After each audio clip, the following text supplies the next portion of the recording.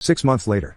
Divorcing my husband was the biggest mistake of my life. Frown. If I could give anyone a piece of advice for divorce, it would be to not do it under normal circumstances. If your spouse is beating you or threatening you or your children, then of course get out and fast. In my case, there was no abuse. We were together for 8 years. That was mostly good, and we have 4 kids. Right around 5 years I got a promotion at work, and I got it in my head that my ex-husband was dragging me down, or at least holding me back from more success and a better life. We never had a lot of money, but with my promotion I was now making more than he was. I started working longer hours, and at the same time his hours were cut, so he was at home more. I really began to resent him because he was home and because he got to spend time with our kids. Most nights when I got home they were already getting ready for bed, if not already sleeping. After a few months of my new job, it was clear to me that things were not going well at home without me there. Some nights the dishes weren't done when I got home, or the kids hadn't eaten, or whatever else I could think of to be mad at him about. It really didn't matter. He kept saying that he would try harder, but that it was hard being home all the time. That always made me really mad. For the next couple years things kept getting worse. My hours weren't any shorter, and as were on and off full time. There was no convenient time for him to be working full time because of my hours, but we also needed the money. Whenever he would tell me that he could get extra hours, I would always complain, and the less hours he worked the more I complained that he wasn't bringing in enough money. Whenever he brought up the contradiction, I would tell him that he needed to figure it out.